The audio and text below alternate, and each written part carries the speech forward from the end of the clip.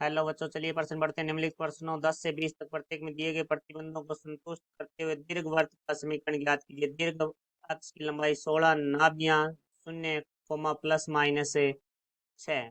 मुख्य अवधारणा, तो हमें प्रश्न के अंदर दीर्घवृत्त की समीकरण ज्ञात करनी है। तो दीर्घवृत्त की समीकरण की दो स्थितियां होती है। पहली होती है एक्स की घात 2 बटे ए की घात 2 प्लस वाई की घात 2 बटे बी की घात 2 बराबर 1, जहाँ ए बड़ा है बी से। इस स्थिति की है क्योंकि इस स्थिति में हमारा जो दीर्घ अक्ष है वो एक्स एक्स होता है। तो यहाँ हमारी जो नाभियां होती है वो होती है plus minus C comma zero, जहाँ सी केंद्र से नाभि के बीच की दूरी होती है और दीर्घ अक्ष की लंबाई है वो हमारी यहाँ 2a रहेगी।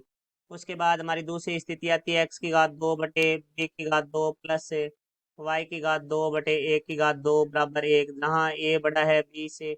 इस स्थिति में हमारा जो दीर्घ अक्ष है वो वाई अक्ष होती है, क्योंकि यहाँ ए बड़ा है तो वाई एक्सिस पे है जो। तो यहाँ इस स्थिति में हमारी जो नाभियां होती है वो होती है 0, प्लस माइनस सी। इन दोनों स्थितियों में हमारी जो दीर्घ अक्ष की लंबाई है, दीर्घ अक्ष की लंबाई वो हमारी होती है 2a। अब हम इस पर्सन के लिए बात करते हैं।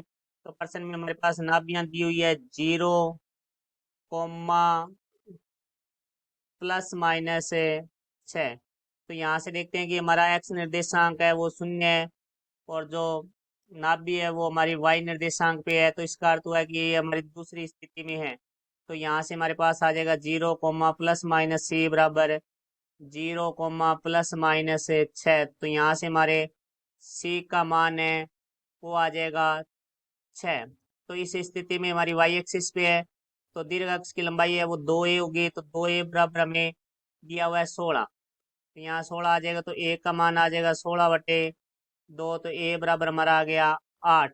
हम जानते हैं c की घात 2 बराबर होता है a की घात 2 माइनस b की घात 2। तो c का मान है हमारे पास 6 की घात 2 बराबर 8 की घात 2 माइनस b की घात 2।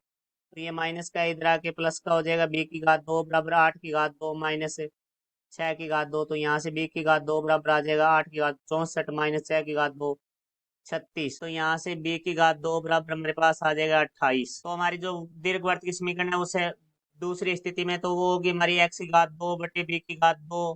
तो यहाँ लिखेंगे हम एक्स की घात 2 बटे बी की घात 2 प्लस वाई की घात 2 बटे ए की घात 2 बराबर 1।